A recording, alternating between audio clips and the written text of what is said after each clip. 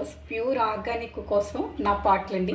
ఇగోండి రైస్ ఇప్పుడు అట్టేసర రైస్ పెట్టానండి. ఈ అట్టేసర రైస్లో నాకు ఇంక ఈ రైస్ అవ్వలేదండి, ఇంకా అవుతుంది. చూసారు కదండి, లో ఫ్లేమ్లో అట్టేసర రైస్ అవుతుంది. అయితే ఇప్పుడు ఇక్కడ కాస్త జీర్ణక్రియ సమ్టైమ్స్ అలా మెరుగవ్వడం కోసం, అంటే మనం ఎప్పుడు టిఫిన్లో తీసుకుంటున్నాం కదండి, వీక్లీ ట్వైస్ అన్నా ఇలా వేడి రైసు లెమన్ పిండుకొని తింటే చాలా మంచిదండి. అండ్ ఇక్కడ ఇవ్వండి, ఇక్కడ ఇందులో నాకు కావాల్సిన వాటర్ ఎక్స్ట్రా ఇందులో వేసుకొని రైస్ అయితే చూడండి మంచిగా ఉడుకుతుంది, ఎక్కడ రైస్ డామేజ్ అవ్వలేదు. అందుకు దీనికి 2.5 గ్లాసెస్ వాటర్ వేసానండి. ఇవి ధాన్యం బియ్యం.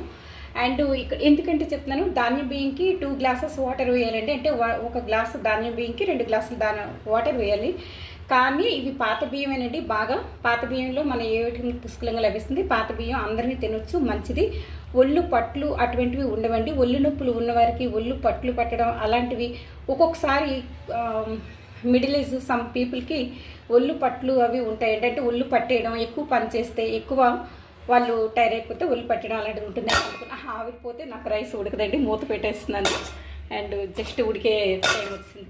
ఇప్పుడు చూసారు కదండి, ఇక్కడ ఇందులో మనం లెమను పిండుకొని చిటికెడు సాల్ట్ యాడ్ చేసుకొని, అదేనంటే సరిపడా సాల్ట్ ఇలా అండి. అండ్ నేను ప్యూర్ ఆర్గానిక్ మిద్దిపైన వెజ్జెస్, లీవ్ కర్రీస్, ఫ్రూట్స్ ఇవన్నీ పండించుకుంటాను. అంటే కొంచెం కొంచెం అండి, ఎక్కువ పంచడానికి లేదు, నా వరకు వస్తున్నాయి. అయితే వాటి కోసం ఇగోండి, ఇప్పుడు రైస్ కడిగిన ఈ వాటరు, ఇగోండి రైస్ కడిగిన ఈ వాటరు ఈవినింగ్ నేను టీ టైమింగ్స్లో పట్టుకొని వెళ్ళి మొక్కలకి కొంచెం కొంచెం ఒక మెడిసిన్లా వేస్తానండి. నేను ఇంతకు మించి మంచిగా ఫెర్టిలైజర్ అయితే pure organic veggies, leave curries and fruits కోసం నేను అదే ఫ్లవర్ ప్లాంట్స్